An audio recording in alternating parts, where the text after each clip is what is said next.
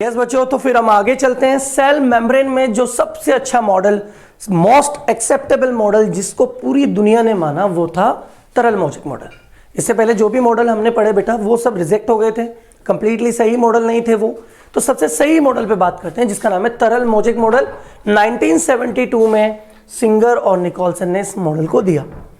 इस मॉडल को सर्वमान्य मॉडल माना जाता है, मोस्ट एक्सेप्टेबल मॉडल माना जाता है। तो अपन लिख सकते हैं सर्वमान्य सिद्धांत। ये सर्वमान्य सिद्धांत है, मोस्ट एक्सेप्टेबल, सबने माना, यूनिवर्सल थ्योरी यही है। इसके अकॉर्डिंग इन्होंने सबसे पहले संगठन के बारे में बात की बेटा कि कोशिका झिल्ली का संगठन कैसा होता है। तो इन्होंने कहा कि कोशिका झिल्ली के अंदर ऑलमोस्ट 52 to 58% प्रोटीन होता है, ऑलमोस्ट 40% के आसपास फॉस्फोलिपिड होता है। आपको यह भी ध्यान रखना पड़ेगा बेटा, लिपिड फॉस्फोलिपिड में जो सबसे ज्यादा मिलने वाला फॉस्फोलिपिड है वो लेसिथिन फॉस्फोलिपिड है। तो सबसे ज्यादा मिलने वाला लिपिड है लेसिथिन फॉस्फोलिपिड क्योंकि फॉस्फोलिपिड के भी बहुत सारे टाइप होते हैं। तो फॉस्फोलिपिड में लेसिथिन फॉस्फोलिपिड सबसे ज्यादा मात्रा में पाया जाता है। और बहुत कम बेटा 1 to 2% कार्बोहाइड्रेट होता है। कार्बोहाइड्रेट ध्यान रखना, कार्बोहाइड्रेट किस रूप में होगा, या तो ग्लाइकोप्रोटीन के रूप में होगा या ग्लाइकोलिपिड के रूप में होगा। कब क्वेश्चन आ जाता है कि कोशिका झिल्ली में जो कार्बोहाइड्रेट रहता है वो किस रूप में पाया जाता है, या तो ग्लाइकोप्रोटीन के रूप में पाया जाएगा या फिर वो ग्लाइकोलिपिड के रूप में पाया जाएगा, राइट बेटा। और 40% फॉस्फोलिपिड होता है। लेसिथिन फॉस्फोलिपिड सर्वाधिक मात्रा में पाया जाने वाला फॉस्फोलिपिड है सेल मेम्ब्रेन के अंदर, और प्रोटीन होता है 52 से 58%। जैसे हमारे एनसीईआरटी के अंदर दिया हुआ बेटा, आरबीसी मतलब इरिथ्रोसाइट की मेम्ब्रेन में, की झिल्ली में, की मेम्ब्रेन में 52% प्रोटीन होता है। कितना बेटा? 52% प्रोटीन होता है। हमारे एनसीईआरटी में दिया है कि इरिथ्रोसाइट की कोशिका झिल्ली में लगभग 52% प्रोटीन होता है, ये आपको याद रखना है। तो तरल मोजेक मॉडल 1972 दिया सिंगर और निकोलसन ने, सर्वमान्य सिद्धांत बेटा। इन्होंने सबसे पहले संगठन के बारे में बताया कि लगभग इतना प्रोटीन, इतना फॉस्फोलिपिड, इतना कार्बोहाइड्रेट होता है। अगर हम संरचना की बात करें बेटा तो दो टाइप की संरचना है। कोशिका झिल्ली की संरचना को अगर अपन देखेंगे, कोशिका झिल्ली की संरचना में दो फॉस्फोलिपिड की परतें हैं। इस तरह दो फॉस्फोलिपिड की परतें मिलेगी आपको।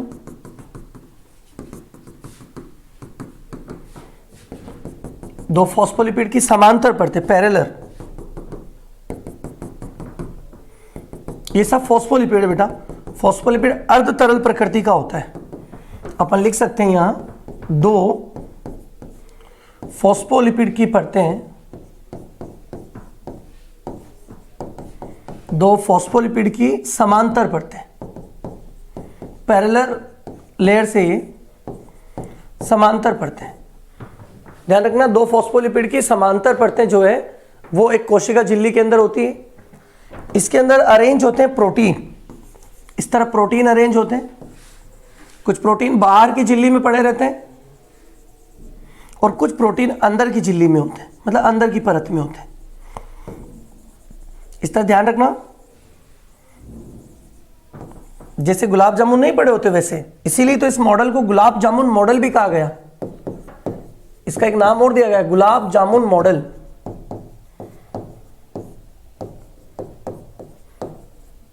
इन्होंने कहा कि जैसे गुलाब जामुन पड़े रहते हैं वैसे प्रोटीन अरेंज होता है दोनों झिल्लियों में।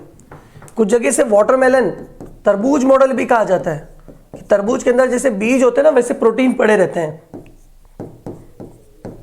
तो कुछ लोगों ने इसे तरबूज मॉडल भी कहा, पर इसका एक्चुअल नाम था तरल mosaic model, fluid mosaic model. पर इसको अलग अलग नाम दिया गया, गुलाब जामुन मॉडल या तरबूज मॉडल। तरबूज इसलिए क्योंकि प्रोटीन को तरबूज के बीज माना और फॉस्फोलिपिड को तरबूज का जो मेन पल्प होता है वो भाग माना, और गुलाब जामुन मॉडल में गुलाब जामुन मान लिया। इस तरह एक ही कल्पनाएं करके अलग अलग सिद्धांत बनाए गए। क्लियर बेटा? ये जो बाहर की तरफ प्रोटीन पड़े हुए हैं इनको बोला जाता है बाह्य प्रोटीन।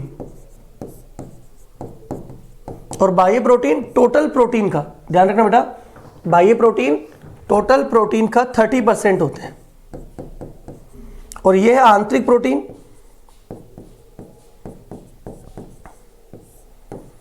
आंतरिक प्रोटीन टोटल प्रोटीन का 70% होते हैं। बाह्य प्रोटीन होते हैं 30% और आंतरिक प्रोटीन होते हैं 70%। ये आपको थोड़ा सा लगभग याद रखना पड़ेगा। कुछ प्रोटीन बेटा पूरी मोटाई में मिलते हैं, कुछ प्रोटीन पूरी मोटाई में मिलते हैं, इस तरह से। ये जो प्रोटीन आपको दिख रहे हैं इनको बोलते हैं टनल प्रोटीन। टनल प्रोटीन, ये टनल प्रोटीन क्या करते हैं? पदार्थों के आवागमन में हेल्प करते हैं, आने जाने में हेल्प करते हैं। ऐसे पदार्थों के आने जाने में एक टनल बनाते हैं, है ना, एक छिद्र बनाते हैं। इसीलिए तो इसको एक नाम और दिया गया, पोरीन प्रोटीन। पोरीन प्रोटीन मतलब छिद्र बनाने वाले प्रोटीन। तो टनल प्रोटीन या पोरीन प्रोटीन का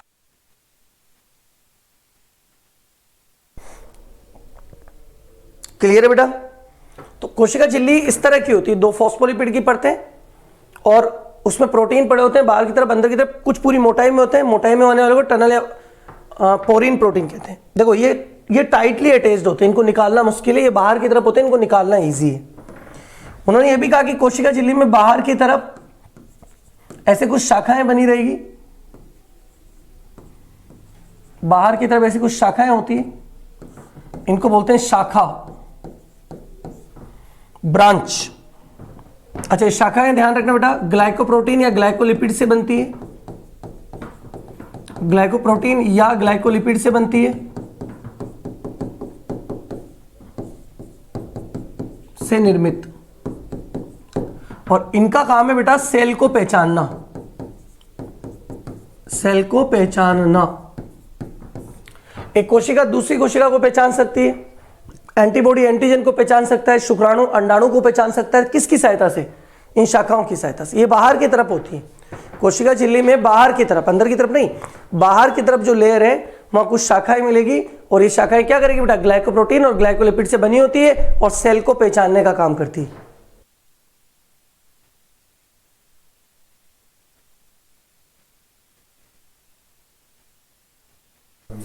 क्लियर है बेटा?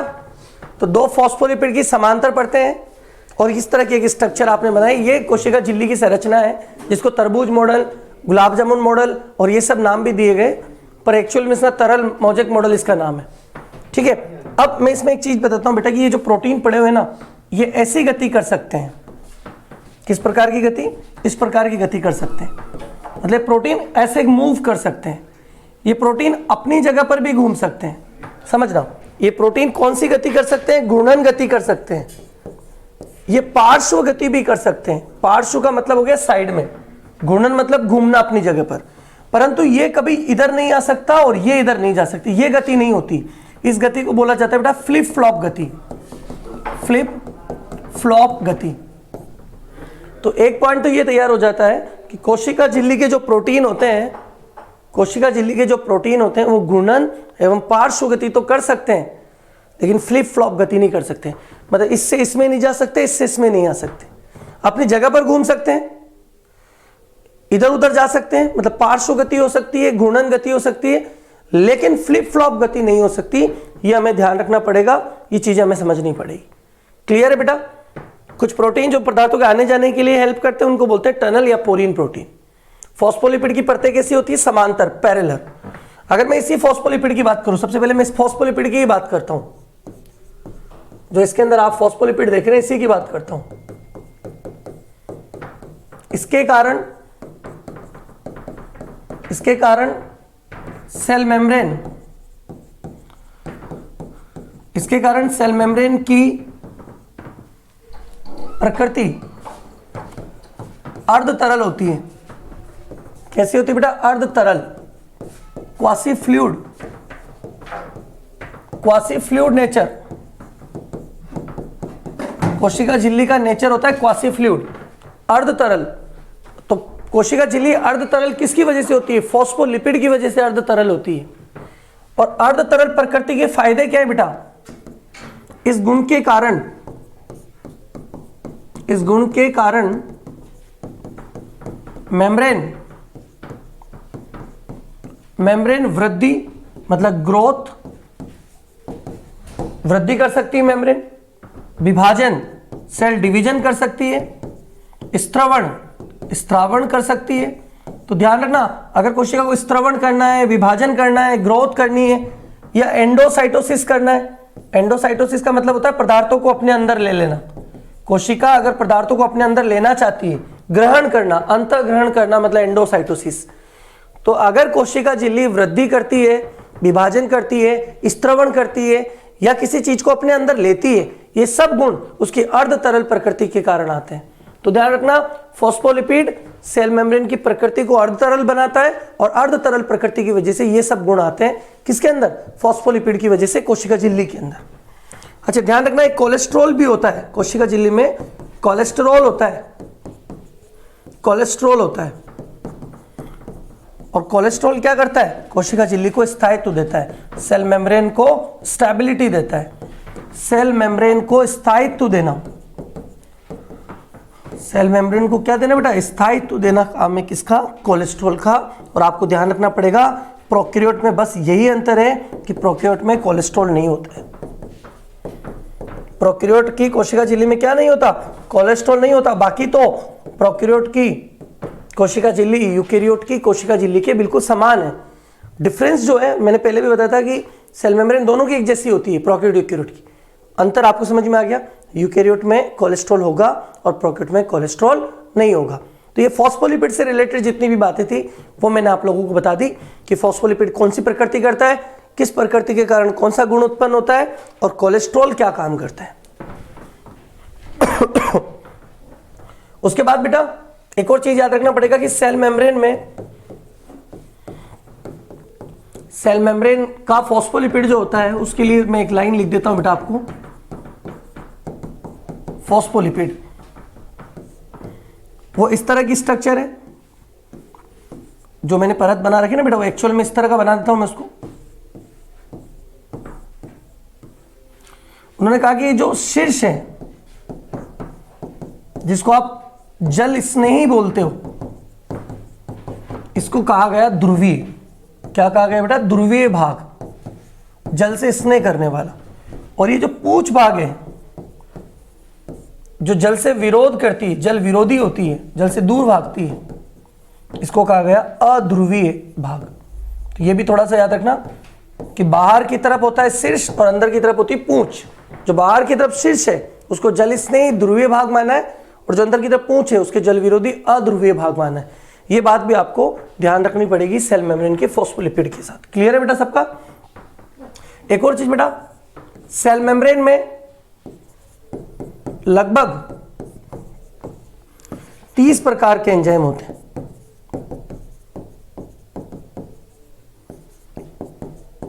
लगभग 30 प्रकार के एंजाइम होते हैं, जिनमें से मुख्य एंजाइम माना गया एटीपेज को। क्या माना गया बेटा? एटीपेज को मुख्य एंजाइम। मुख्य एंजाइम किसको माना गया? एटीपेज को मुख्य एंजाइम माना गया। आपको पता होना चाहिए सेल मेम्ब्रेन में 30 प्रकार के एंजाइम होते हैं। एटीपेज जो है वो मुख्य एंजाइम है। फॉस्फोलिपिड की संरचना मैंने बता दी, एक तरफ शीर्ष होता है, एक तरफ पूंछ होती है। शीर्ष जो होता है उसको माना गया ध्रुवीय और जो पूंछ होती है उसको माना गया अध्रुवीय। तो ये आपके सामने एक परफॉर्मा बना हुआ है सेल मेम्ब्रेन का। राइट बेटा? सेल मेम्ब्रेन में मैंने ये तो बता ही दिया आपको कि सेल मेम्ब्रेन की संरचना कैसी होती है, फॉस्फोलिपिड की परतें होती है, शाखाओं का क्या काम है, प्रोटीन क्या कर रहा है, ये तो इस डायग्राम से देख लिया था। और ये किस गुण पे किसके लिए फायदा वो आपके सामने लिखा हुआ है। और हम आगे चले तो सेल मेम्ब्रेन का फॉस्फोलिपिड जो है वो बेटा किस तरह का होता है, इस पर अपन ने बात की। तो ये अपना सेल मेम्ब्रेन वाला टॉपिक संरचनात्मक भाग खत्म हो गया। इसके बाद मैं सेल मेम्ब्रेन के कार्य के बारे में बात करूंगा। सेल मेम्ब्रेन के कार्य, फंक्शन ऑफ सेल मेम्ब्रेन क्या है उसके बारे में बात करते हैं। क्लियर है बेटा? चलो सेल मेम्ब्रेन के फंक्शंस को अपन स्टार्ट करते हैं।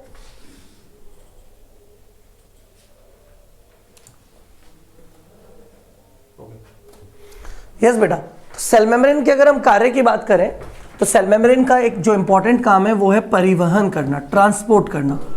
परिवहन इसका मेन काम है, जो कि बहुत सारे तरीके का होता है। अगर मैं परिवहन की बात करूं तो मैं मोटा मोटा इसको दो भागों में डिवाइड करूंगा। एक डिवाइड करूंगा एंडोसाइटोसिस और एक करूंगा बेटा एक्सोसाइटोसिस।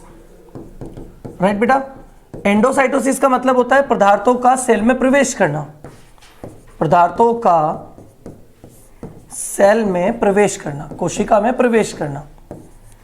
ये नीट के अकॉर्डिंग बहुत इंपॉर्टेंट है बेटा, इससे क्वेश्चंस आए हुए हैं पहले भी, अभी बताऊंगा क्वेश्चंस भी। तो पदार्थों का सेल में प्रवेश करना एंडोसाइटोसिस होता है, और बाहर चले जाना, पदार्थों का सेल से बाहर चले जाना, बाहर चले जाना, इसको बोलते हैं बेटा एक्सोसाइटोसिस। एंडोसाइटोसिस को भी फिर दो भागों में डिवाइड किया गया बेटा, वापस दो भागों में डिवाइड किया इसको। एक नाम दिया गया पिनोसाइटोसिस, और एक नाम दिया गया बेटा फेगोसाइटोसिस।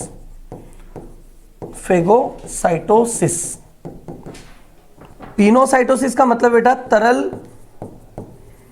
तरल का प्रवेश, कोई तरल पदार्थ छोटे छोटे बेग बना के अगर अंदर आ जाता है तो उसको पिनोसाइटोसिस।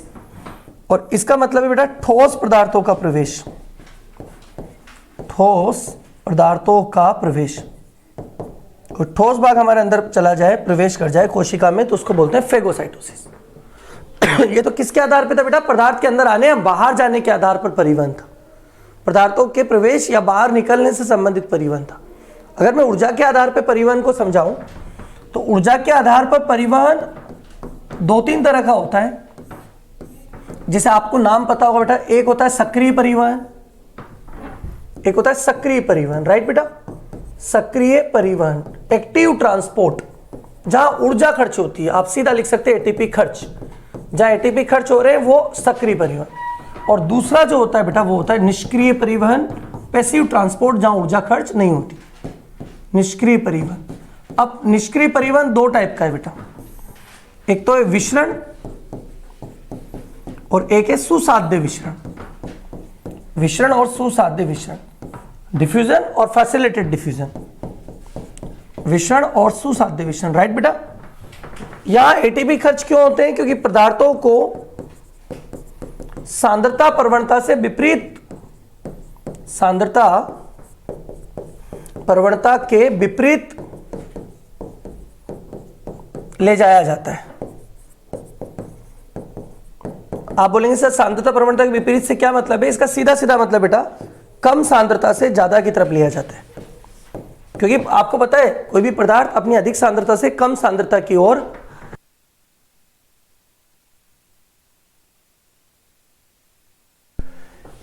क्योंकि बेटा आपको पता है कोई भी पदार्थ नॉर्मली अपनी अधिक सांद्रता से अपनी कम सांद्रता की ओर जाता है। क्लियर है, तब तो ऊर्जा खर्च नहीं होती। लेकिन कोई पदार्थ अगर कम से ऊंची अधिक सांद्रता की तरफ जाए तो वहां ऊर्जा खर्च करनी पड़ती है। कोई भी पदार्थ अगर अपनी कम सांद्रता से अधिक सांद्रता की ओर जा रहा है तो यहां ऊर्जा खर्च होगी। यह सांद्रता प्रवणता के विपरीत माना जाता है, और जो भी विपरीत है वो सक्रिय परिवहन होता है। राइट बेटा, निष्क्रिय को दो भागों में बेटा, विसरण, विसरण को आपको पता है निष्क्रिय मतलब एटीपी खर्च होंगे नहीं, सांद्रता प्रवणता के अनुसार होगा, सांद्रता प्रवणता के अनुसार। अब आपको पता है सांद्रता प्रवणता के अनुसार परिवहन का मतलब है उच्च से निम्न की तरफ जाना। उच्च से किसकी तरफ जाना, निम्न की तरफ जाना। कोई पदार्थ अपनी उच्च सांद्रता से निम्न सांद्रता की ओर चला गया, जैसे पेट्रोल है, पेट्रोल उड़ गया, आपने कोई परफ्यूम खोल दिया, परफ्यूम अपने आप उड़ गया। ये सब क्या है, ये विसरण प्रक्रिया है, जहां पदार्थ अपने आप अपनी अधिक सांद्रता से कम सांद्रता की ओर चला जाता है बिना ऊर्जा खर्च किए, इसको बोलते हैं विसरण। सुसाध्य विसरण क्या है बेटा, वाहक प्रोटीन की सहायता से, वाहक प्रोटीन की सहायता से परिवहन, वाहक प्रोटीन की सहायता से क्या होना, परिवहन होना। परिवहन कौन सा, विसरण। आप तो यूं लिख सकते हो इसको बहुत अच्छे शब्दों में कि वाहक प्रोटीन की सहायता से विसरण होना। क्या होना, विसरण होना। भाई यहां तो पदार्थ खुद ही जाता है, यहां कोई भी पदार्थ स्वयं ही अपनी अधिक सांद्रता से कम सांद्रता की ओर चला जाता है, जैसे पेट्रोल, परफ्यूम। वहां पदार्थ जा तो अधिक सांद्रता से कम की तरफ रहा है, लेकिन किसी की सहायता से जा रहा है, किसी के ऊपर बैठ कर जा रहा है। एक ऐसा है कि हम भाग कर उस जगह पे चले गए, और एक हम बाइक लेके उस जगह पे गए। तो हम किसी की सहायता से जा रहे हैं तो वो सुसाध्य विसरण, और खुद चले जा रहे हैं तो वो कहलाता है विसरण। क्लियर है बेटा? तो परिवहन अगर हम ऊर्जा के आधार पर देखें तो दो है। अगर एटीपी खर्च होता है तो सक्रिय परिवहन, सक्रिय परिवहन में पदार्थों का अपनी सांद्रता प्रवणता के विपरीत गमन होता है, मतलब कम से अधिक की तरफ। निष्क्रिय परिवहन दो तरह का होता है, विसरण और सुसाध्य विसरण। विसरण का मतलब है सांद्रता प्रवणता के अनुसार परिवहन हो, उच्च से निम्न की तरफ जाना। और सुसाध्य विसरण का मतलब होता है बेटा वाहक प्रोटीन की सहायता से विसरण होना, वाहक प्रोटीन की सहायता से पदार्थों का एक जगह से दूसरी जगह पर जाना। यह आपका कोशिका झिल्ली वाला चैप्टर या टॉपिक जो है वो पूरा खत्म हुआ। आपने आवरण की बात की थी स्टार्टिंग में कि आप आवरण में दो आवरण पढ़ोगे, भित्ति और झिल्ली। आपने भित्ति और झिल्ली पढ़ लिया। आप एक बॉक्स बना के लिख सकते हो, क्योंकि एपीएमटी के अंदर भी आया हुआ ये एपीएमटी के अंदर जो नीट होता था, जो होता है नीट 2015, उसके अंदर एक क्वेश्चन आया था, बता देता हूं वो कहां से आया था, कि सेल वॉल रहित कोशिका, जिसके अंदर सेल वॉल को हटा देने के बाद जो कोशिका बचती है उसके बारे में बात की थी, कि सेल वॉल रहित सेल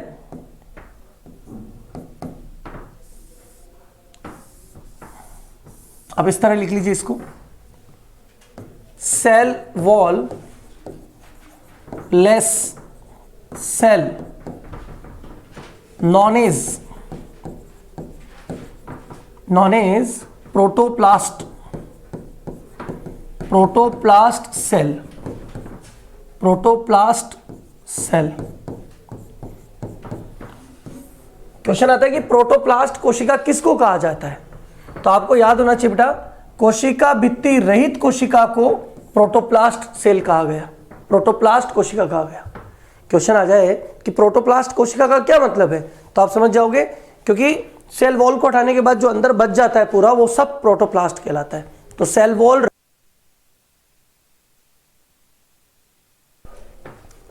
रहित सेल जो है वो क्या कहलाती है? प्रोटोप्लास्ट कहलाती है। क्लियर है बेटा सबका? तो एक तो बात आपको ये याद रखनी है। ओके, चलो इसके बाद अपन एक नया टॉपिक लेते हैं जिसका नाम है कोशिका द्रव्य, क्योंकि आपको पता है अपन इस टॉपिक को पढ़ने वाले हैं। फिर आगे चलेंगे नेक्स्ट टॉपिक के पास। कोशिका द्रव्य मतलब साइटोप्लाज्म। कोशिका द्रव्य मतलब क्या? साइटोप्लाज्म। अपन को अब ये टॉपिक पर ध्यान देना है, राइट बेटा? कोशिका द्रव्य शब्द दिया था स्ट्रासबर्गर ने। किसने दिया था? स्ट्रासबर्गर ने। ये सब दिया था स्ट्रासबर्गर ने। और आपको पता होना चाहिए बेटा, कोशिका द्रव्य उपापचय, जितनी भी उपापचय अभिक्रियाएं होती है सेल के अंदर, टूटना जुड़ना जो भी अभिक्रियाएं हो रही है, उपापचय अभिक्रियाओं के लिए स्थान प्रदान करता है, स्थान प्रदान करता है। तो कोशिका द्रव्य वो जगह है जहां पर उपापचय अभिक्रियाएं चलती है, जहां मेटाबॉलिक रिएक्शंस चलती है सेल की। सेल के अंदर जो भी मेटाबॉलिक रिएक्शंस हो रही है, जुड़ना टूटना बनना, वो सब साइटोप्लाज्म के अंदर चलती है बेटा। और ये सब स्ट्रासबर्गर ने दिया था। साइटोप्लाज्म को मैंने दो भागों में डिवाइड किया था, अगर आप लोगों को पता है, कि एक तो इसका सॉलिड भाग होगा, ठोस भाग होगा। सॉलिड भाग में हमें टोटली क्या पढ़ना है? कोशिकांग पढ़ने हैं, कि कोशिकांग किस तरह के होते हैं। कोशिकांग मतलब इंग्लिश में बोलेंगे सेल ऑर्गेनिल, सेल ऑर्गेनिल्स के बारे में बात करेंगे। और एक पढ़ेंगे तरल के बारे में। तरल को बोलते हैं बेटा, इसको तो ट्रोपोप्लाज्म बोलते हैं, मैं लिख देता हूं सॉलिड को बोलते हैं ट्रोपोप्लाज्म, और इसको बोलते हैं साइटोसोल। कोशिका का तरल भाग साइटोसोल, कोशिका का ठोस भाग ट्रोपोप्लाज्म, और सॉलिड भाग में क्या आते हैं? कोशिकांग, सेल ऑर्गेनिल्स आते हैं। याद रखना, सॉलिड और तरल। सॉलिड मतलब ट्रोपोप्लाज्म, तरल मतलब साइटोसोल। और कोशिका द्रव्य शब्द दिया था स्ट्रासबर्गर ने, और उपापचय अभिक्रियाएं जितनी भी होती है वो सब कहां होती है? कोशिका द्रव्य के अंदर। इतना सा अपन को याद रखना है इसके बारे में। क्लियर है? ठीक है। अब जो मेन टॉपिक अपने पास आ गया है बेटा कोशिकांग, यही चलने वाला है काफी लंबे टाइम तक। जितने भी कोशिकांग हैं सबके बारे में अपन बात करेंगे। इसका मतलब होता है सेल ऑर्गेनिल। क्या मतलब बेटा इसका? Cell organelle. तो आज अपन सेल ऑर्गेनिल के लिए पढ़ेंगे। मैं इसको 3 भागों में डिवाइड कर रहा हूं। कुछ सेल ऑर्गेनेल डबल मेम्ब्रेन वाले होते हैं, ऐसे जिनके पास 2 मेम्ब्रेन है। कुछ बेटा सिंगल मेम्ब्रेन वाले होते हैं जिनके पास एक ही मेम्ब्रेन है। और कुछ जो होते हैं वो मेम्ब्रेन लेस होते हैं, जिनके पास कोई मेम्ब्रेन नहीं है, कोई झिल्ली से कवर नहीं होते, वो मेम्ब्रेन लेस, कोई झिल्ली नहीं है उनके पास। डबल मेम्ब्रेन में 2 नाम आपके पास आ जाएंगे सीधे सीधे। एक तो आ जाएगा माइटोकॉन्ड्रिया और एक आ जाएगा बेटा क्लोरोप्लास्ट। क्लोरोप्लास्ट और माइटोकॉन्ड्रिया दोनों डबल मेम्ब्रेन वाले कोशिकांग हैं। सिंगल मेम्ब्रेन में कौन आता है? Golgi body, ER, lysosome, right बेटा। और मैं कुछ और भी ले रहा हूं, जैसे इसके अंदर सीलिया फ्लेजिला ले रहा हूं। हालांकि सीलिया फ्लेजिला प्रॉपर कोशिकांग तो नहीं है, लेकिन फिर भी एकल झिल्ली होती है। मैं इसमें रिक्तिका भी ले रहा हूं, ठीक है। और इसी के अंदर मैं सूक्ष्मकाय भी ले रहा हूं, माइक्रो बॉडीज। अब आप बोलेंगे सर ये क्या है, तो ये सब मैं पढ़ाऊंगा, डिटेल में पढ़ाऊंगा। अभी सिर्फ अपन को इतना सा याद रखना है कि कौन सिंगल मेम्ब्रेन में है और कौन डबल मेम्ब्रेन में, ताकि बातें अलग हो जाए। आप बोलेंगे सर ये अलग अलग क्यों लिखे हैं? बेटा ये प्रॉपर कोशिकांग होते हैं, ये प्रॉपर कोशिकांग नहीं है, बस उनकी जैसी संरचना है, इसलिए मैं इनको तीनों को अलग लिख रहा हूं। पर इन सब में एक झिल्ली होती है। मेम्ब्रेन लेस में कौन आता है बेटा? राइबोसोम। कोशिका झिल्ली रहित या आवरण रहित कौन होता है? राइबोसोम। और एक होता है तारक केंद्र, सेंट्रियोल, तारक केंद्र। तो आपको एक तो ये याद रखना पड़ेगा बेटा, तारक केंद्र इसमें होता है, ठीक है, सेंट्रियोल, ये आपको याद रखना है। इसके बाद अपन एक एक करके इन सबको पढ़ेंगे। ये पूरी टेबल आप बना लेना, बड़ी इंपॉर्टेंट है, क्वेश्चन आने की फुल चांस है। क्वेश्चन आ जाता है कि कौन निम्न में से सिंगल मेम्ब्रेन वाला है, क्वेश्चन आ जाता है निम्न में से कौन मेम्ब्रेन लेस वाला है, क्वेश्चन आ जाता है कि निम्न में से कौन डबल मेम्ब्रेन वाला है। तो अपन को ये पता होना चाहिए, राइट बेटा। आप जल्दी से इसको नोट कर लीजिए, ताकि फिर अपन आगे और कोशिकांगों के बारे में बात करेंगे। यस बेटा। तो अब अपन लेते हैं माइटोकॉन्ड्रिया को। पहला कोशिकांग हमारा कौन हो जाएगा? माइटोकॉन्ड्रिया। माइटोकॉन्ड्रिया, जिसको हिंदी में कहा जाता है सूत्रकणिका। सूत्रकणिका। माइटोकॉन्ड्रिया वैसे तो पॉलीमॉर्फिक होता है बेटा, बहु आकृतिक संरचना है, पॉलीमॉर्फिक संरचना है, बहुआकृतिक स्ट्रक्चर है। इसमें 2 आवरण होते हैं, जो अंदर वाला आवरण है वो बीच बीच में से फिंगरनुमा स्ट्रक्चर बना रहा है।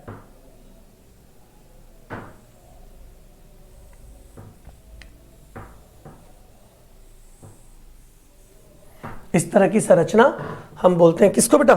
माइटोकॉन्ड्रिया को।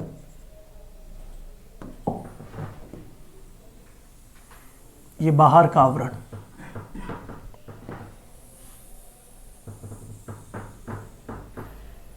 ये बाहर का आवरण है बेटा।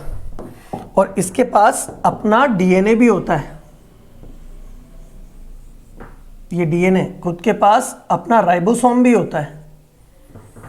राइबोसोम जो है वो है 70S राइबोसोम। 70S ribosome. और जो डीएनए है वो है DS, double standard circular DNA, मतलब वर्ताकार डीएनए, प्रोकैरियोट जैसा डीएनए। तो इनके पास भी प्रोकैरियोट जैसा डीएनए होता है, प्रोकैरियोट जैसा राइबोसोम होता है। माइटोकॉन्ड्रिया को प्रोकैरियोट जैसा माना जा सकता है, जीवाणु के समान माना जा सकता है, क्योंकि इसके पास वैसा ही राइबोसोम होता है और वैसा ही डीएनए पाया जाता है। ये जो अंदर भरा हुआ है बेटा, इस कॉल्ड मैट्रिक्स, इसको आप मैट्रिक्स बोलते हैं। मैट्रिक्स डीएनए के अंदर, माइटोकॉन्ड्रिया के अंदर क्या भरा होता है? मैट्रिक्स। मैट्रिक्स, जिसको हिंदी में एक वर्ड दिया जाता है बेटा अधात्री। मैट्रिक्स, अधात्री। ये बेटा बाहरी झिल्ली है, बाहरी मेम्ब्रेन है। और ये जो है अंदर वाली, ये आंतरिक झिल्ली है। कौन है बेटा? ये आंतरिक झिल्ली।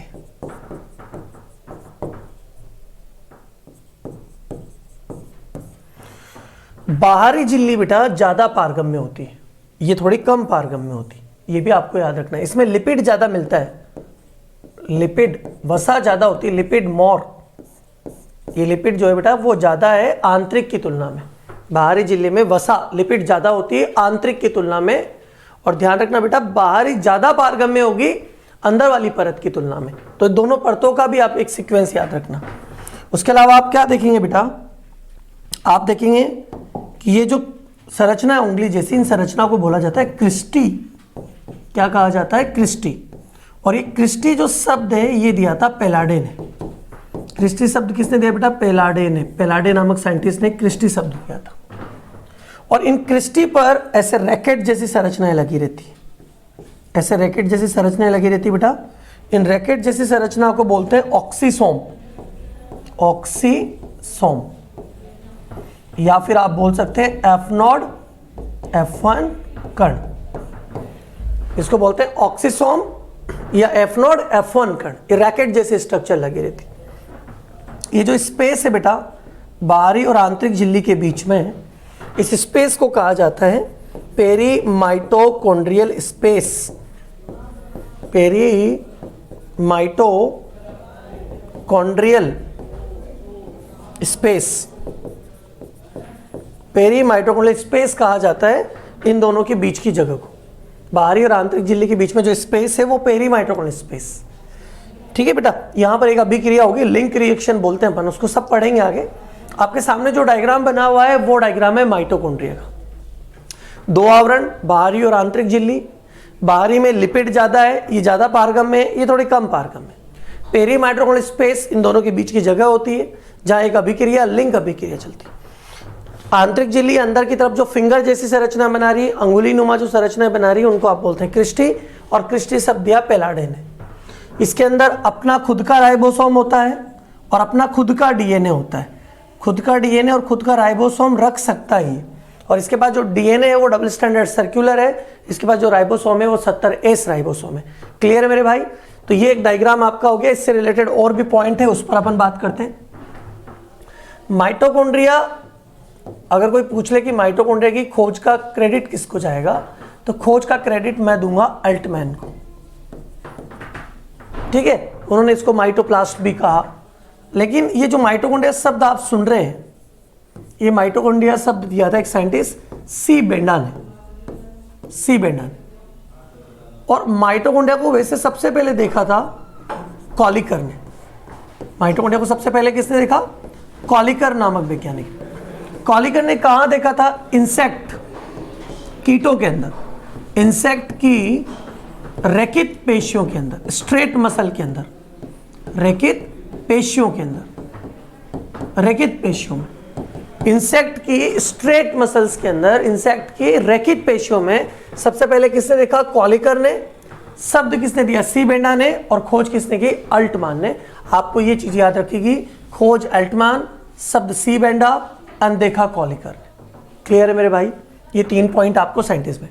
आप बचपन से सुनते हैं पावर हाउस कि माइटोकॉन्ड्रिया सेल का पावर हाउस है, शक्ति ग्रह है, ये आपने सुना होगा। शक्ति ग्रह, कोशिका का शक्ति ग्रह कौन है, पावर हाउस कौन है? तो सेल का पावर हाउस कहा गया माइटोकॉन्ड्रिया को। और ये टर्म दी थी एक साइंटिस्ट ने, इसको आप बोलते हैं सिकविड्स। सिकविड्स नामक वैज्ञानिक ने इनको पावर हाउस कहा था। तो ये भी आपको थोड़ा सा ध्यान रख लेना, राइट बेटा? प्लांट्स में किसने देखा? प्लांट्स में माइटोकॉन्ड्रिया को देखा एक साइंटिस्ट ने जिनको नाम है मिवीज।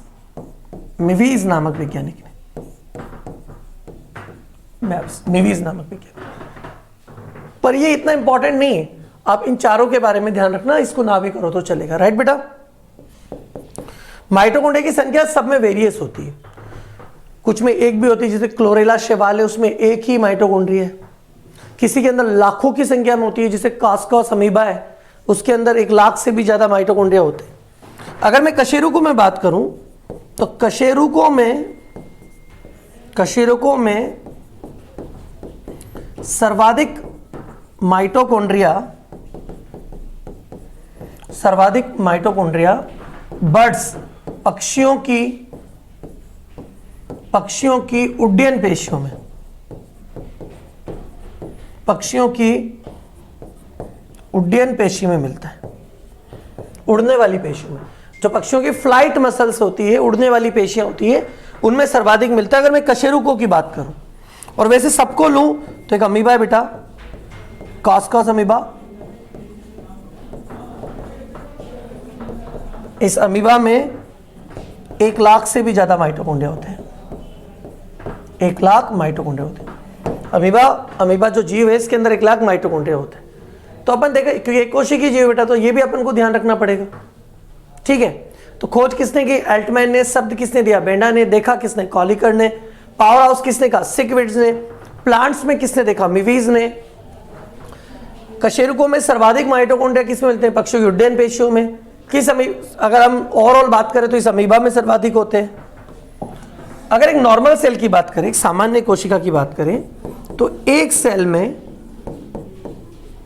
1000 टू 1200, 1000 से 1200 माइटोकॉन्ड्रिया होते हैं। 1000 से 1200 माइटोकॉन्ड्रिया होते हैं। अगर एक सेल की बात करो तो एक सेल में कितने माइटोकॉन्ड्रिया होते हैं बेटा? 1000 से 1200 माइटोकॉन्ड्रिया होते हैं, जिन्हें संयुक्त रूप से कॉन्ड्रियोम कहा जाता है।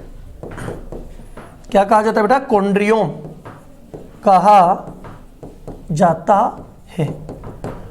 एक कोशिका के अंदर जितने भी माइटोकॉन्ड्रिया होते हैं उन्हें कंबाइंडली क्या कहा जाता है? उन्हें कंबाइंडली कहा जाता है कॉन्ड्रियोम। और एक नॉर्मल कोशिका में माइटोकॉन्ड्रिया की संख्या कितनी होती है? 1000 से 1200। कशेरुकों में सर्वाधिक कहाँ मिलते हैं? उड्डयन पेशियों में, उड़ने वाली पेशियों, फ्लाइट मसल्स में। और इस अमीबा में 1 लाख माइटोकॉन्ड्रिया होते हैं। तो ये कुछ बेसिक पॉइंट है जो आपको याद रखने बेटा। उसके बाद बहुत सारे टर्म है जो हम केवल माइटोकॉन्ड्रिया के लिए लेते हैं।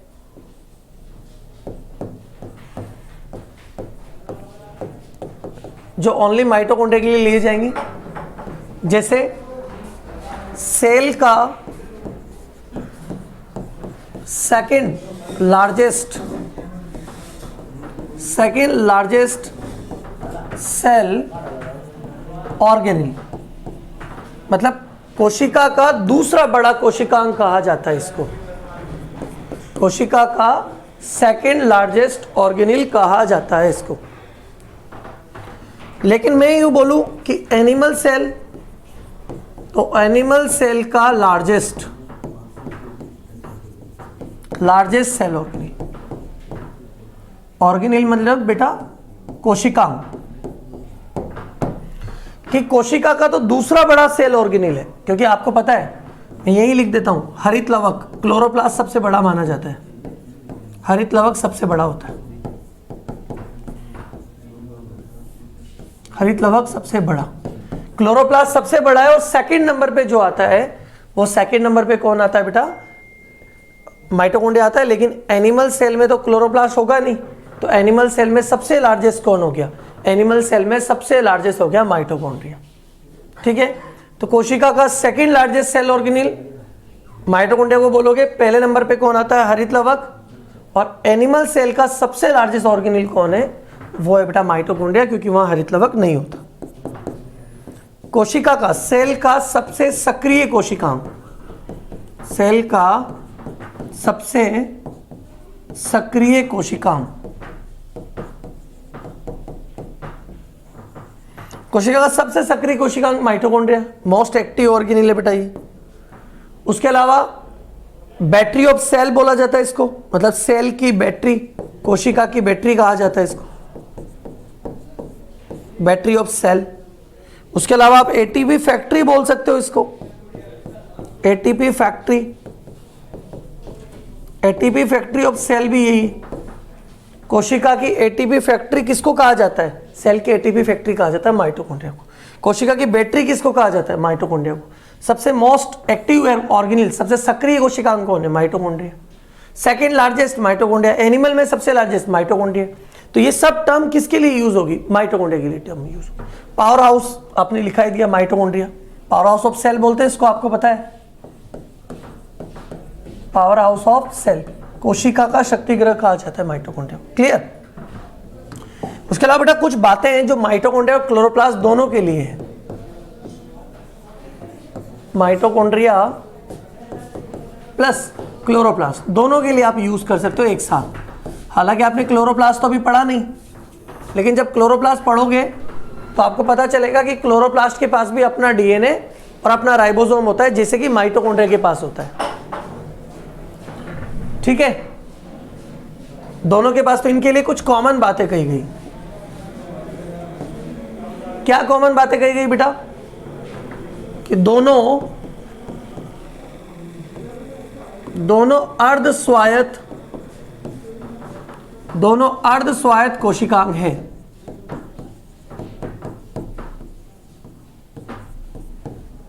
दोनों अर्ध स्वायत्त कोशिकांग हैं, सेमी ऑटोनोमस ऑर्गेनिल है दोनों।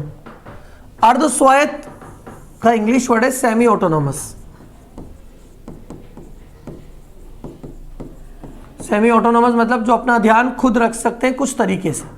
बेसिकली ये शब्द दिया इनकी प्रोटीन बनाने की क्षमता के कारण, प्रोटीन निर्माण में सक्षम है। ये प्रोटीन निर्माण में सक्षम, प्रोटीन निर्माण कर सकते हैं, इसलिए इनको अर्ध स्वायत्त कहा गया है, सेमी ऑटोनोमस कहा गया है। प्रोटीन निर्माण में सक्षम होने की वजह से अर्ध स्वायत्त कहा गया है। और प्रोटीन क्यों बना सकते हैं? क्योंकि इनके पास आपको पता है डीएनए प्लस राइबोसोम दोनों होते हैं। तो प्रोटीन बनाने के लिए दोनों ही तो चाहिए। प्रोटीन तो ये बना देगा और सूचना इसके पास है, सूचना है, प्रोटीन बनाने का तंत्र है, फिर क्या जरूरत है? तो प्रोटीन बना सकता है, और प्रोटीन बना सकता है इसलिए इसको अर्ध स्वायत्त सेमी ऑटोनोमस ऑर्गेनिल कहा गया दोनों को, क्योंकि दोनों के पास डीएनए और दोनों के पास राइबोसोम होते हैं। उसके अलावा कोशिका में कोशिका, सेल विद इन सेल, कोशिका में कोशिका कहा गया इसको, में कोशिका में कोशिका कहा जाता है। कोई पूछ ले कि किन कोशिकांगों को सेल विद इन सेल, कोशिका के अंदर कोशिका कहा जाता है, तो माइटोकॉन्ड्रिया, क्लोरोप्लास्ट। आप कहेंगे क्यों?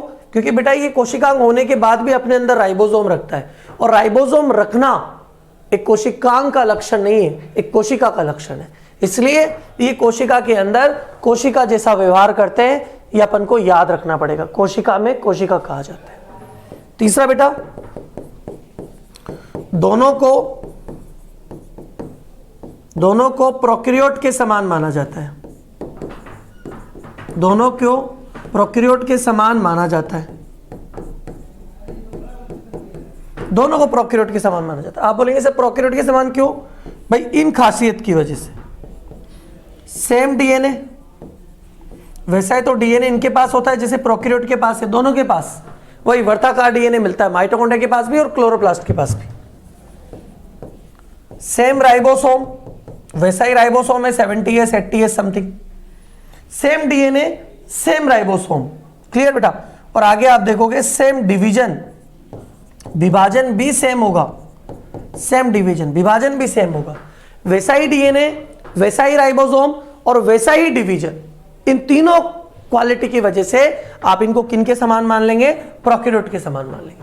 तो माइटोकॉन्ड्रिया एंड क्लोरोप्लास्ट के अंदर 3 पॉइंट लिखने हैं कि अर्ध स्वायत्त कोशिकांग है, सेमी ऑटोनोमस है, प्रोटीन निर्माण में सक्षम है क्योंकि डीएनए प्लस राइबोसोम दोनों होते हैं, कोशिका में कोशिका इनको कहा जाता है, दोनों को प्रोकैरियोट के समान माना जाता है क्योंकि 3 क्वालिटीज आपको इसके अंदर दिखती है।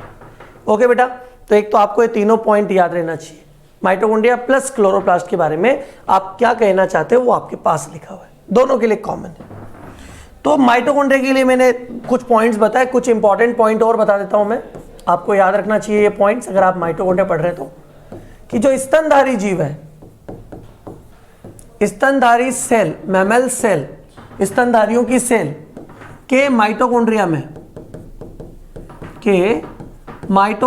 में 55S राइबोसोम पाया जाता है। ये S क्या है, 55 क्या है, 55 क्या है, सब बताऊंगा मैं आगे, पर अभी सिर्फ इतना सा बात याद रखो बेटा कि एक्सेप्शनली स्तनधारी के माइटोकॉन्ड्रिया में 55S राइबोसोम पाया जाता है। मिलना चाहिए था कौन सा? 70, क्योंकि माइटोकॉन्ड्रिया में तो 70S होता है, लेकिन स्तनधारियों की कोशिका में जो माइटोकॉन्ड्रिया मिलता है वो एक अपवाद है, एक अपवाद का उदाहरण है, क्योंकि उसमें आपको 70 या 80S नहीं मिलेंगे, उसकी जगह आपको क्या मिलेंगे? 55S का राइबोसोम मिलेगा। 55S की भी 2 इकाइयां होती है बेटा, आप चाहो तो ध्यान रख सकते हो, 35S प्लस 25S, ये दोनों मिलकर एक राइबोसोम बनाते हैं जिसको बोलते हैं 55S। जैसे 70 में पढ़ा होगा ना आपने, 50 30, 80 में पढ़ा होगा 60 40, 2 इकाइयां होती, ठीक वैसे ही 55S राइबोसोम में 2 इकाइयां होती है, 35S प्लस 25S, ये आपको याद रखना पड़ेगा। एक्सेप्शनली स्तनधारियों की माइटोकॉन्ड्रिया में। दूसरा पॉइंट पे बात करते हैं, ये तो पहला पॉइंट क्लियर हो गया हमारा। दूसरा पॉइंट बेटा आपको याद रखना कि सर्वाधिक एंजाइम सर्वाधिक एंजाइम, सबसे ज्यादा एंजाइम माइटोकॉन्ड्रिया के मैट्रिक्स में होते हैं। पूरी कोशिका में सबसे ज्यादा एंजाइम जो है वो माइटोकॉन्ड्रिया के मैट्रिक्स में होते हैं। जैसे कोशिका झिल्ली में 30 होते थे, पर 30-50 से भी ज्यादा, लगभग 80-90 के आसपास एंजाइम पाए जाते हैं। किसमें बेटा? माइटोकॉन्ड्रिया के मैट्रिक्स में। तो कोशिका में सर्वाधिक एंजाइम कहां पाए जाएंगे? माइटोकॉन्ड्रिया के मैट्रिक्स। अच्छा, एक और याद रखना, माइटोकॉन्ड्रियल डीएनए जो आप बात कर रहे हैं, माइटोकॉन्ड्रियल डीएनए की जो आप बात कर रहे हो बेटा, ये टोटल डीएनए का 1% है ओनली। कोशिका के डीएनए का केवल कितना? 1%। और खोज की थी 2 साइंटिस्ट ने, नासा एंड मार्गिट। नासा एंड मार्गिट ने इसको खोजा था। नासा और मार्गिट ने खोजा, और कुल कोशिका का कितना है? केवल 1% डीएनए माइटोकॉन्ड्रियल डीएनए। एक तो आपको ये याद रखना पड़ेगा, ठीक है। तो माइटोकॉन्ड्रियल डीएनए टोटल डीएनए का 1% डिस्कवर्ड बाय नासा एंड मार्गिट। तो ये तो माइटोकॉन्ड्रियल डीएनए की बात कर ली, उसमें सबसे ज्यादा एंजाइम मिलते हैं, वो बात कर ली। अब अपन माइटोकॉन्ड्रिया के कार्यों पे चलते हैं कि माइटोकॉन्ड्रिया के क्या कार्य हैं। अगर मैं माइटोकॉन्ड्रिया के कार्य की बात करूं कि माइटोकॉन्ड्रिया के कार्य क्या है, तो ध्यान से देखो बेटा। माइटोकॉन्ड्रिया के कार्य की बात करो तो सबसे पहला काम तो है श्वसन, रेस्पिरेशन। श्वसन के लिए स्थान प्रदान करना, स्थान प्रदान करना। ब्रीदिंग, रेस्पिरेशन के लिए स्थान प्रदान करना। माइटोकॉन्ड्रिया में जो श्वसन होता है उसको बोलते हैं सेलुलर रेस्पिरेशन, कोशिकीय श्वसन। कोशिकीय श्वसन। आपको पता होना चाहिए बेटा कि श्वसन जो है ना, रेस्पिरेशन जो होता है, कोशिकीय श्वसन, वो 4 पदों में होता है। कौन से 4 पद? एक 4 पद में सबसे पहले होता है ग्लाइकोलाइसिस। ये ग्लाइकोलाइसिस तो बेटा कोशिका द्रव्य में होता है, साइटोप्लाज्म के अंदर होता है। ये आगे पढ़ोगे प्लांट फिजियो में आप। उसके अलावा बेटा एक अभिक्रिया आपको मिलेगी लिंक रिएक्शन, लिंक अभिक्रिया बोलते हैं उसको। एक मिलेगा आपको बेटा क्रेब चक्र, और एक मिलेगा ईटीएस, इलेक्ट्रॉन ट्रांसफर सिस्टम। ये चलता है बेटा perimitochondrial space, perimitochondrial space, जो आपको बताया था ना मैंने डायग्राम में, दोनों आवरणों के बीच में। क्रेब चक्र चलता है मैट्रिक्स में, माइटोकॉन्ड्रिया के मैट्रिक्स में, और ईटीएस चलता है बेटा ऑक्सीसोम पर। आपको तीनों चीजें पता है। इसका मतलब हो गया, बेसिक में ये समझाऊं कि ये तीनों चीजें, श्वसन के ये तीनों पद माइटोकॉन्ड्रिया में होते हैं। लिंग रिएक्शन, क्रेब चक्र, ईटीएस कहां संपन्न होती है? माइटोकॉन्ड्रिया में। इसलिए बोल सकता हूं कि श्वसन के लिए स्थान प्रदान करना किसका काम है? माइटोकॉन्ड्रिया का काम है। 3 मेन चीजें यहां पर हो रही। अगर मैं दूसरे की बात करूं कि कार्य में दूसरा क्या लूं, तो बेटा एग योक, अंडों का जो पीतक होता है ना अंदर पीले रंग का, को सांद्र करना, को गाढ़ा करना, कॉन्सेंट्रेट करना, उसको गाढ़ा करना, इसका काम है। अंडों के पीतक को सांद्र करना, अंडों के पीतक को सांद्र करना किसका काम है? इसका काम है, माइटोकॉन्ड्रिया के लिए। इसलिए गर्मी भी उसमें होती है ना, अपन कहते हैं अंडों में गर्मी होती है, माइटोकॉन्ड्रिया की परसेंटेज बहुत अच्छी है उसके अंदर। और लास्ट बेटा कोशिकीय वंशागति का नियंत्रण। अब कोशिका द्रव्य वंशागति का नियंत्रण। अब कोशिका द्रव्य वंशागति क्या होती है, ये आप जेनेटिक्स में पढ़ोगे। कोशिका द्रव्य वंशागति का नियंत्रण, क्योंकि आपको पता है बेटा इसके पास डीएनए होता है, और जिसके पास डीएनए होता है वहां एक शब्द जरूर मिलेगा, वंशागति। डीएनए मतलब जेनेटिक्स, वंशागति। बस ये बात है कि ये वाली जीन केंद्रक में नहीं मिलके केंद्रक से बाहर मिलती है, और केंद्रक से बाहर अगर कोई जीन मिलती है और वो अगर वंशागति को देखती है तो उसको बोलते हैं कोशिका द्रव्य वंशागति। केंद्रक में होती है तो केंद्र की वंशागति, केंद्रक से बाहर है इसलिए कोशिका द्रव्य वंशागति। तो कोशिका द्रव्य वंशागति को तो वही संभालेगा जिसके पास डीएनए, और केंद्रक से बाहर डीएनए 2 चीजों के पास है, माइटोकॉन्ड्रिया और हरित लवक। इसका मतलब माइटोकॉन्ड्रिया और हरित लवक ही कोशिका द्रव्य वंशागति को देखते हैं। इस श्वसन के लिए स्थान प्रदान करना, अंडों के पित्तक को सांद्र करना, और कोशिका द्रव्य वंशागति का नियंत्रण करना, यह अपना माइटोकॉन्ड्रिया है बेटा। शुरू से देखिए आप, अपन स्टार्ट किया माइटोकॉन्ड्रिया, ये डायग्राम था। 2 आवरण है, ये दोनों आवरण आपने पढ़ ली। बाहरी झिल्ली लिपिड ज्यादा है, पारगम में ज़्यादा है, आंतरिक झिल्ली में प्रोटीन ज़्यादा होता है, कम पारगम है। दोनों के बीच में जगह माइटोकॉन्ड्रियल स्पेस जहाँ लिंक अभिक्रिया होती है। ये उंगलियों जैसे उभार क्रिस्टी और क्रिस्टी पर लगे होते हैं ऑक्सीसोम, एफ नोड F1 खंड जहाँ ETS चल रहा है। ये मैट्रिक्स जहाँ क्रेब चक्र चलेगा सबसे ज़्यादा enzyme. Double standard circular DNA होता है, खुद के पास 70S राइबोसोम होता है, इसलिए प्रोटीन बना सकता है। कोशिका में कोशिका कहा जाता है। क्लियर है बेटा? उसके अलावा एक और है, अपन ने ये वाला टर्म भी पढ़ा, इसको भी आप देखो कि बहुत सारी बातें कही गई। खोज अल्टमान ने किया, शब्द बेंडा ने दिया, देखा कॉलिकर ने, पावर हाउस सिकवर्ड्स ने कहा, प्लांट में बिवीज ने देखा, कशेरुक में सबसे ज्यादा माइटोकॉन्ड्रिया पक्षियों में है। इस अमीबा में 1 लाख माइटोकॉन्ड्रिया होते हैं अगर अपन ओवरऑल बात करें, क्योंकि ये तो अकशेरुक जीव है। एक कोशिका में नॉर्मली 1000 से 1200 माइटोकॉन्ड्रिया होते हैं, जिन्हें संयुक्त रूप से क्या कहा जाता है? कॉन्ड्रियम कहा जाता है। फिर हमने कहा कि माइटोकॉन्ड्रिया के लिए कुछ बेसिक बातें बेटा, कि पावर हाउस ऑफ सेल, कोशिका का दूसरा बड़ा कोशिकांग, एनिमल की बात करोगे तो सबसे बड़ा, सेल का सबसे सक्रिय कोशिकांग। फिर आप कोशिका की बैटरी, एटीपी फैक्ट्री, ये सब इसके लिए आप वर्ड यूज कर सकते हो। फिर हमने कहा कि माइटोकॉन्ड्रिया क्लोरोप्लास्ट के लिए साथ में क्या बोलेंगे? अर्धस्वायत्त कोशिकांग, क्योंकि दोनों प्रोटीन बना सकते हैं, क्योंकि दोनों के पास DNA और राइबोसोम होता है। कोशिका में कोशिका कहा जा सकता है क्योंकि कोशिका के अंदर कोशिका जैसा व्यवहार करते हैं। प्रोकैरियोट के समान माना जाता है क्योंकि वैसा ही DNA, वैसा ही राइबोसोम, वैसा ही डिवीजन। क्लियर है मेरे भाई? उसके बाद स्तनधारियों के अंदर जो माइटोकॉन्ड्रिया होता है वो अपवाद है, क्योंकि वो 70S राइबोसोम ना होकर उसमें 55S राइबोसोम होता है, 55S होता है। सबसे ज्यादा एंजाइम कहाँ मिलते हैं? माइटोकॉन्ड्रिया के मैट्रिक्स में। और माइटोकॉन्ड्रियल DNA जो होता है वो कोशिका के DNA का केवल 1% है, जिसकी खोज नासा एंड मार्गिट ने की थी। क्लियर है? और ये लास्ट वाला पॉइंट जो अपन ने फंक्शन पे बात की, ये हमारा माइटोकॉन्ड्रिया खत्म हुआ बेटा। माइटोकॉन्ड्रिया के बाद हमारे पास आ जाता है कौन? लवक, प्लास्टिड। लवक मतलब प्लास्टिड। आप प्लास्टिड की बात करेंगे, प्लास्टिड का मतलब होता है लवक। लवक कितने प्रकार के होते हैं उस पर अपन बात करते हैं। क्लियर है बेटा?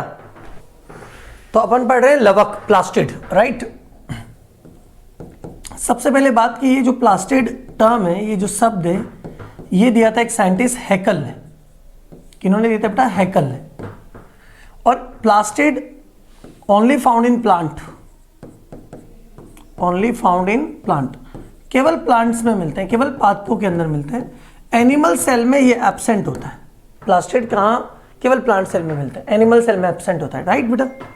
और प्लास्टिड के टाइप्स होते हैं, लवक के प्रकार होते हैं। लवक के बेसिकली मैं इसको 3 पार्ट में डिवाइड करूंगा, राइट बेटा। लवक को कितने भागों में डिवाइड करूंगा? मैं 3 भागों में डिवाइड करूंगा। कौन से 3 भाग? एक भाग में लिखूंगा वर्णी लवक, वर्णी लवक। इंग्लिश में भी आपको याद रखना है इसको, क्रोमोप्लास्ट, क्रोमोप्लास्ट। फिर अवर्णी लवक, अवर्णी लवक, अवर्णी लवक का मतलब है ल्यूकोप्लास्ट। और अवर्णी लवक के अलावा हम पढ़ेंगे बेटा हरित लवक, जिसका मतलब है क्लोरोप्लास्ट, क्लोरोप्लास्ट। इस तरह से हमारे पास 3 है, राइट। सबसे पहले इसकी बात करें तो इसमें बेटा रंगीन वर्णक भरे होते हैं, मतलब कलरफुल पिगमेंट्स भरे होते हैं इसके अंदर, कलरफुल पिगमेंट्स युक्त, रंगीन वर्णक युक्त होता है, कलरफुल वर्णक। और ध्यान रखना बेटा, यह पुष्प मतलब फ्लावर व बाह्य फलभित्ति, बाह्य फलभित्ति, बाह्य फलभित्ति को रंग देते हैं, को विभिन्न रंग देते हैं। जो अलग अलग कलर के पुष्प और अलग अलग कलर के फल मिलते हैं ना, वो इसी की वजह से मिलते हैं, रंग देते हैं। बेसिकली कहां पाए जाते हैं तो ध्यान रखना, यह पुष्पों के अंदर दल और बाह्य फल भित्ति में जो होता है वो बाह्य फल भित्ति में मिलते हैं। ठीक है, बाह्य फल भित्ति मतलब पेरिकार्प, इंग्लिश में इसको क्या बोलते हैं? पेरिकार्प। बाह्य फल भित्ति, दल व बाह्य फल भित्ति। पुष्पों में कहां मिलेंगे? दल के अंदर। वैसे और फलों में कहां मिलेंगे? बाह्य फल भित्ति में पाए जाते हैं। आपको याद रखना है। जैसे टमाटर का लाल रंग लाइकोपीन वर्णक के कारण होता है, तो लाइकोपीन वर्णक कहां मिलेगा? इनके अंदर। जैसे मिर्ची का लाल कलर जो होता है वो कैप्सिथिन की वजह से होता है, तो मिर्ची का लाल कलर किसकी, वो कैप्सिथिन जो हो रहा है वो कहां मिल रहा है? क्रोमोप्लास्ट में। गाजर का लाल रंग बीटा कैरोटीन की वजह से होता है, तो बीटा कैरोटीन कहां मिल रहा है? क्रोमोप्लास्ट में।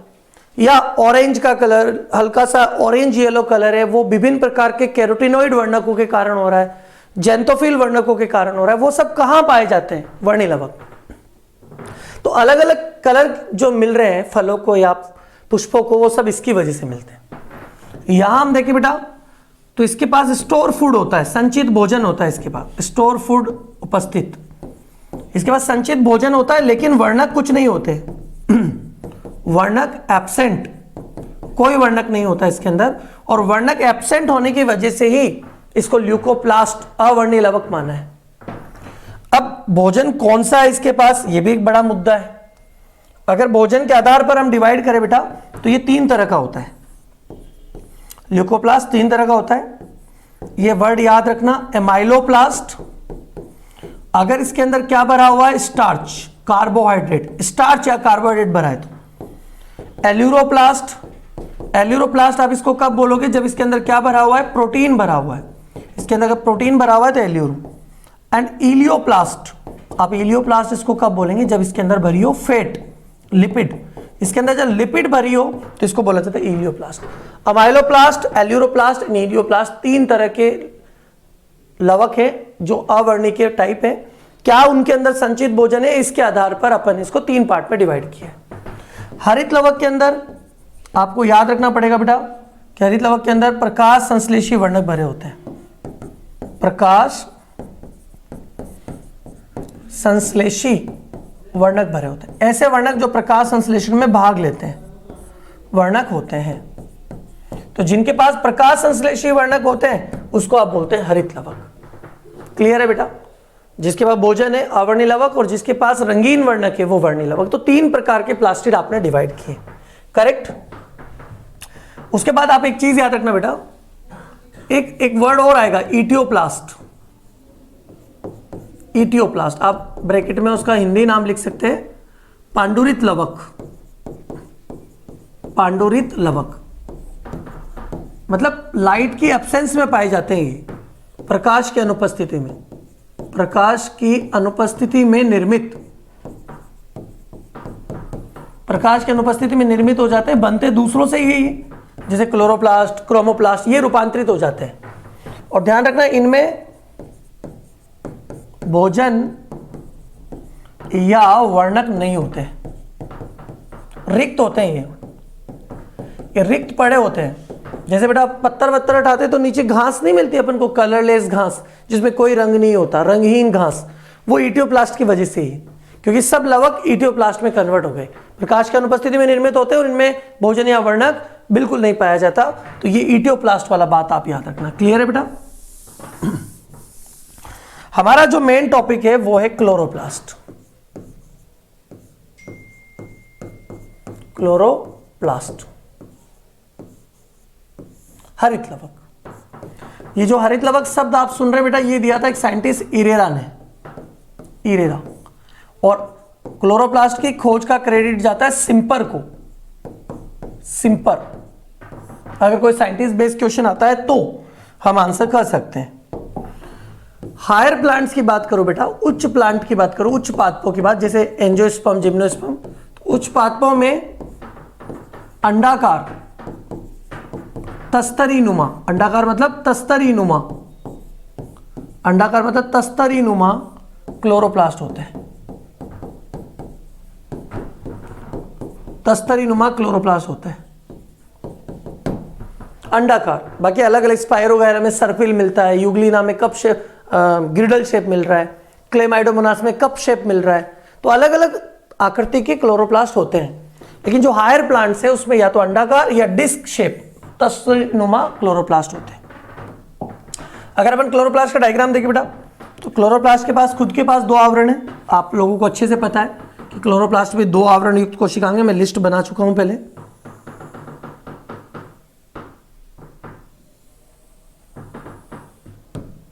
क्लियर बेटा?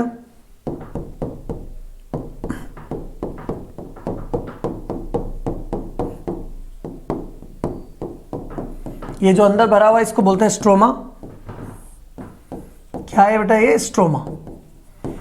जैसे मैट्रिक्स होता था वैसे स्ट्रोमा, उसको अधात्री बोलते थे। इसको हिंदी में एक टिपिकल वर्ड यूज होता है पिटिका, पिटिका वर्ड यूज किया जाता है।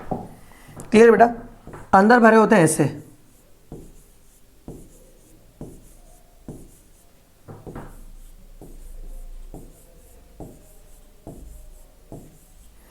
ये जो रखे हुए इनको बोलते हैं ग्रेना।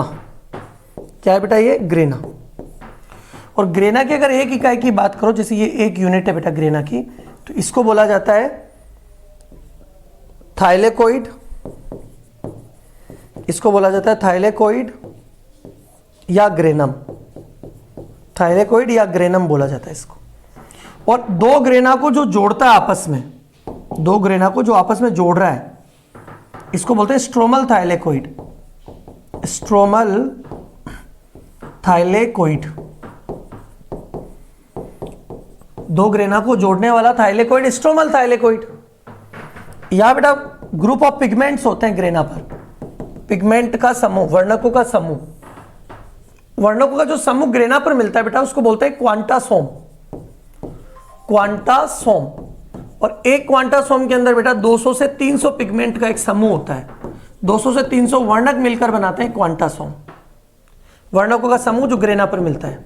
आपको यही बात तो याद रखनी है कि ग्रेना पर प्रकाश संश्लेषण की प्रकाशीय अभिक्रिया संपन्न होती है, लाइट रिएक्शन चलती है। प्रकाश संश्लेषण में दो पद होते हैं, प्रकाशीय और अप्रकाशीय। तो प्रकाशीय तो चलती है ग्रेना पर और अप्रकाशीय अभिक्रिया चलती है स्ट्रोमा में। अप्रकाशीय रिएक्शन कहां चलती है बेटा? स्ट्रोमा में। यह आपको बात याद रखनी पड़ेगी। इसके पास खुद का डीएनए है, मैं पहले भी बताया था, वही प्रोकैरियोट जैसा डीएनए, डबल स्टैंडर्ड वर्ताकार डीएनए होता है। और इसके पास खुद का राइबोसोम भी होता है, जिसको आप बोलते हैं 70S राइबोसोम। 70S प्रकार का राइबोसोम आप इसके पास मानते हैं। अच्छा ध्यान रखना बेटा, इसके पास दुनिया का सबसे ज्यादा मिलने वाला एंजाइम मिलता है रुबिस्को। क्या है? रुबिस्को। रुबिस्को पे बात करूंगा मैं अभी, बस मैं मेंशन कर रहा हूं कि रुबिस्को है। और ये एक डायग्राम है किसका? क्लोरोप्लास्ट का। ग्रेना, लगभग ग्रेना बेटा 20 से लेकर 60 ग्रेना हो सकते हैं। जैसे मैंने दो बना रखे ना, ये 20 से लेकर 60 हो सकते हैं। और एक ग्रेना में लगभग 60 से 80 थाइलेकोइड हो सकते हैं।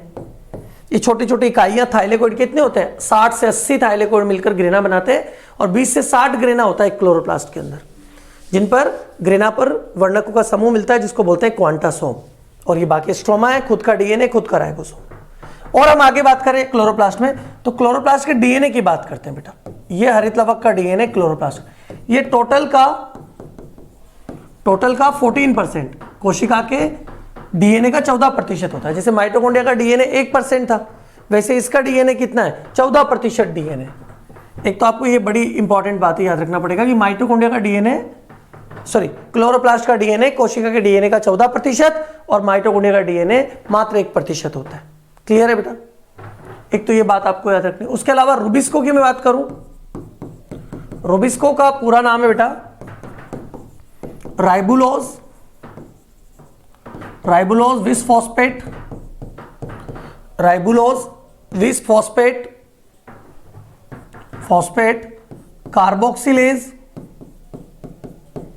Carboxylase oblique oxygenase.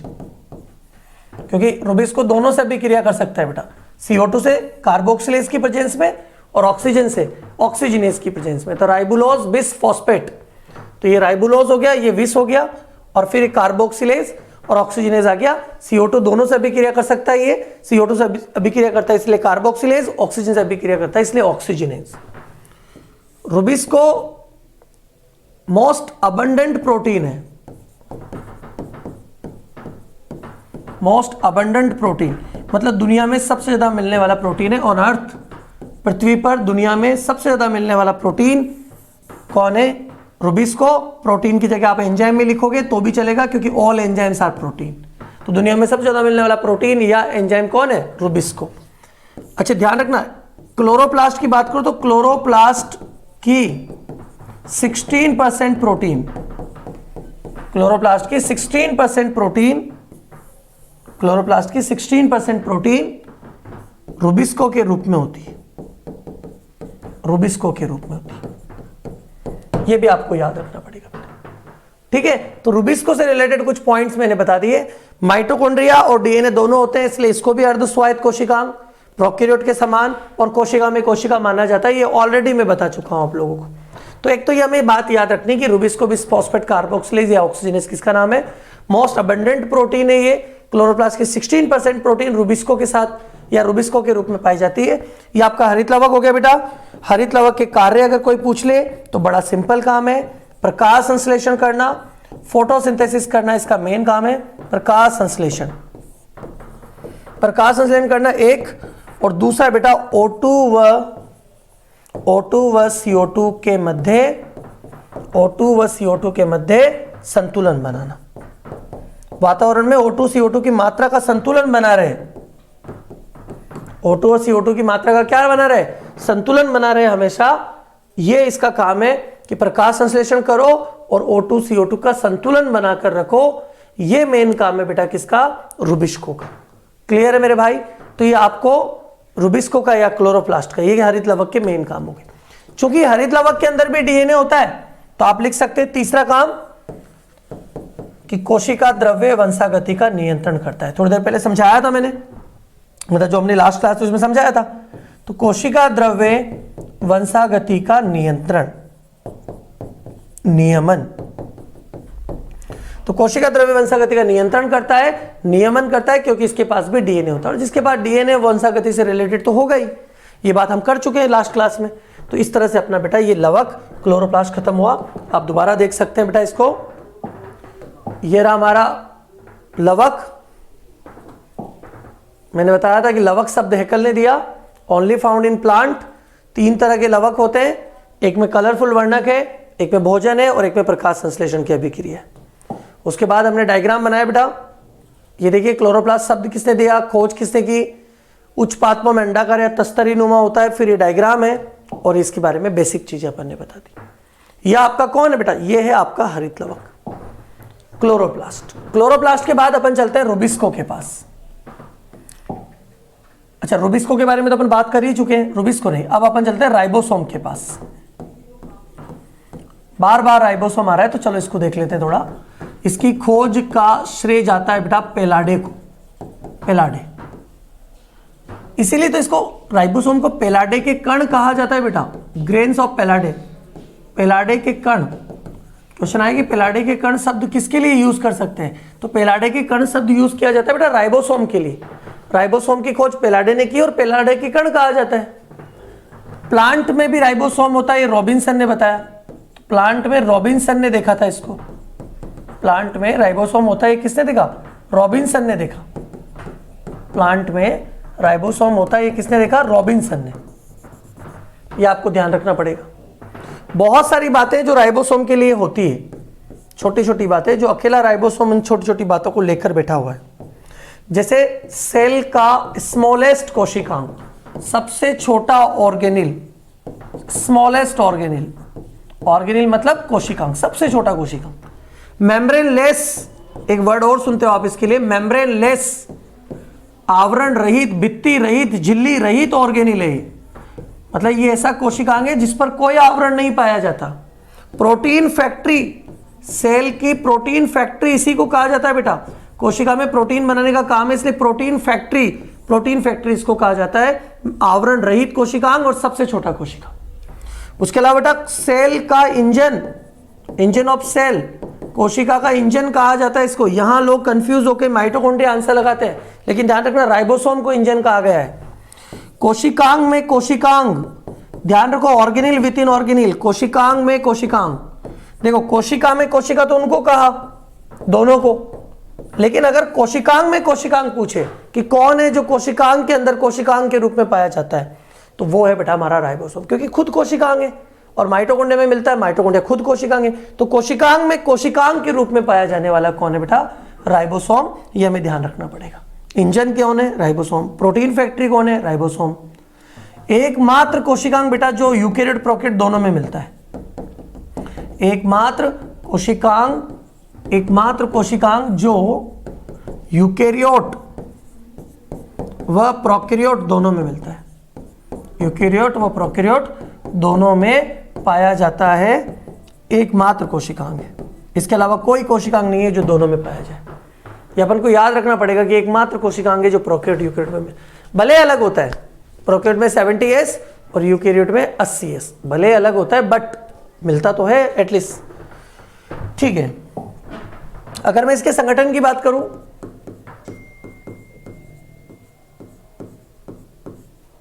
संगठन की बात करूं बेटा, तो राइबोसोम का मतलब होता है आरआरएनए प्लस प्रोटीन।